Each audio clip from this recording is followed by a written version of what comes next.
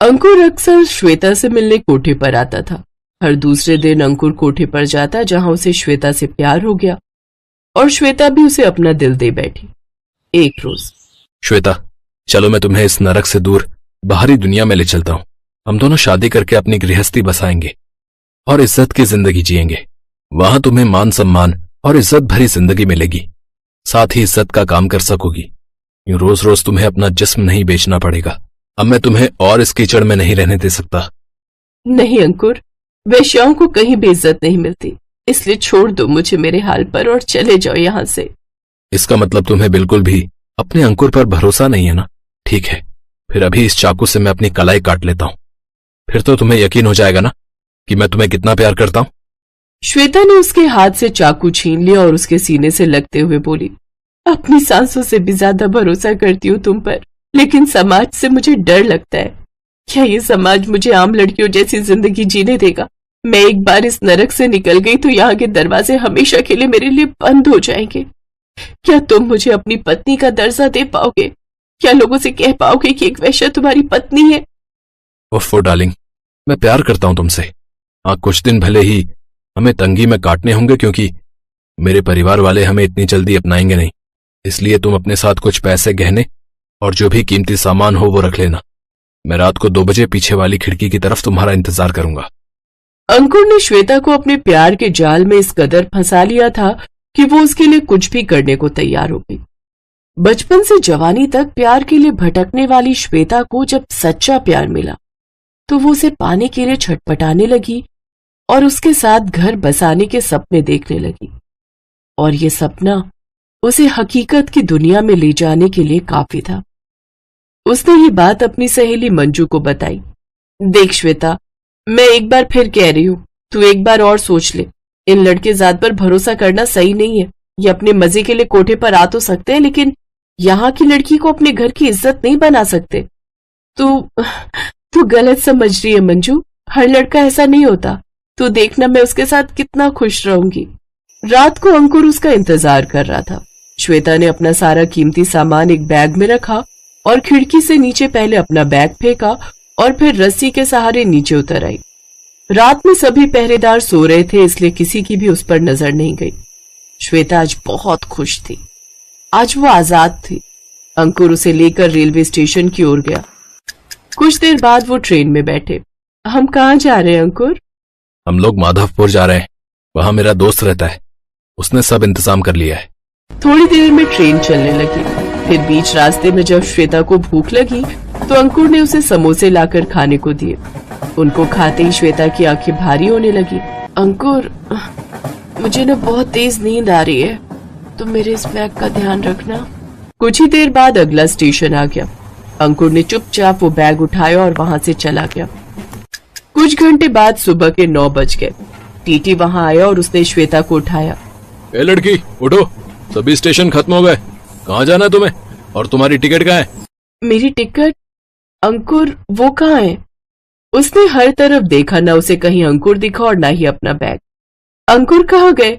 और मेरा वो बैग कहाँ है? उन्हीं के पास मेरी टिकट थी। डिब्बा पिछले 1 घंटे से खाली हो गया है। लगता है घर से भाग कर आई हो और वो तुम्हें चकमा दे गया। वैसे तुम्हें जाना कहाँ है? माधवपुर। हाँ, यही नाम बताया था उसने। पागल लड़की, इस नाम की यहाँ कोई जगह नहीं है। वो तुम्हें टोपी पहना गया। अब टिकट तो छोड़ो, लेकिन जल्दी से यहाँ से उतर जाओ, नहीं तो मेरी नौकरी खतरे में पड़ जाएगी, समझी? चलो जाओ यहाँ से। श्वेता ट्रेन से उतर गई। उसके तो जैसे पैरों तले जमीन ही खिसक गई। उसके सारे सपने एक पल में टूट गए।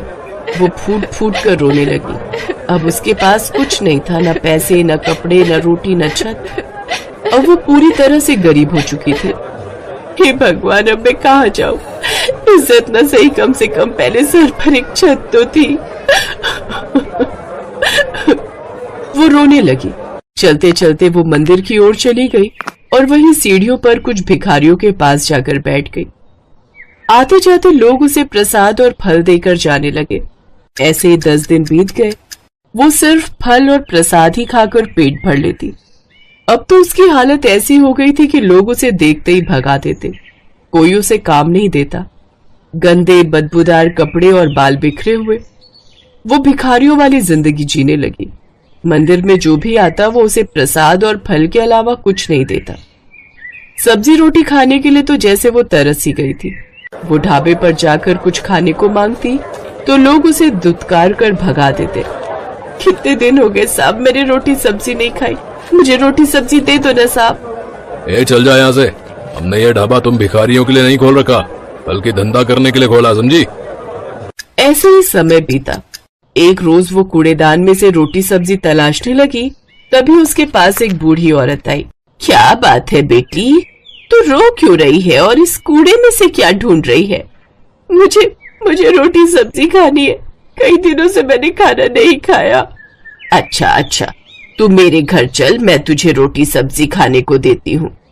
वो बूढ़ी औरत उसे अपने घर ले गई और उसे रोटी सब्जी खाने को दी। उसे खाते ही श्वेता की आंखों में आंसू आ गए। पहले उसके पास कितने पैसे और गहने थे, लेकिन आज हालत ये हो गई कि वो भीख मांगकर गुजारा कर रही थी। भगवान करे उस अंकुर को उसके कर्मों की सजा जरूर मिले। उसने एक लड़की का दिल दुखाया है, ये हाय है मेरी उसे। कुछ देर बाद टीवी पर खबर आई कि एक आदमी रोड एक्सीडेंट में मारा गया। वो और कोई नहीं बल्कि अंकुर था। ये देख श्वेता बहुत खुश हुई। क्या बात है बेटी, बड़ी खुश लग रही है। फिर उसने बूढ़ी अम्मा को सारी बात बताई। अच्छा हुआ, उसे उसके कर्मों का फल मिल गया। बेटी तू अब से मेरे साथ ही रह, मुझ बुढ़िया का भी कोई सहारा नहीं है। मैं गरीब यहीं रोटी सब्जी का ठेला लगाती हूँ, दोनों साथ में मिलकर काम करेंगे। ये सुनकर श्वेता बहुत खुश हुई। फिर दोनों मिलकर साथ में रोटी सब्जी बनाकर एक फैक्ट्री के बाहर बेचते। कुछ दिन बाद बूढ़ी अम्मा की तबीयत खराब हुई तो श्वेता अकेले ही सब्जी रोटी बनाकर ठेले पर बेचने लगी। उसके हाथ की सब्जी रोटी सबको बड़ी पसंद आई और अब उसका ठेला काफी अच्छा चलने लगा। उसने बूढ़ी अम्मा का इलाज अच्छे अस्पताल में करवाया, जिससे वो जल्दी ठीक हो गई। लेकिन अब श्वेता ने उन्हें गल्ले पर बिठा दिया और अकेली ने सारा ठेला संभाल लिया। दिन पर दिन वो दोनों तरक्की करती गई और एक रोज उन्होंने खुद का बड़ा घर खरीद लिया। फिर कुछ समय बाद उन्होंने खुद की दुकान खोल ली। अब सब श्वेता की खूब इज्जत करते और उसे खूब प्यार सम्मान देते। श्वेता अब अपनी इस नई जिंदगी में बेहद खुश थी। इस वीडियो को लाइक करें, हमारे चैनल को सब्सक्राइब करें, बेल आइकन जरूर प्रेस करें हमारी न्यू वीडियो सबसे पहले देखने के लिए।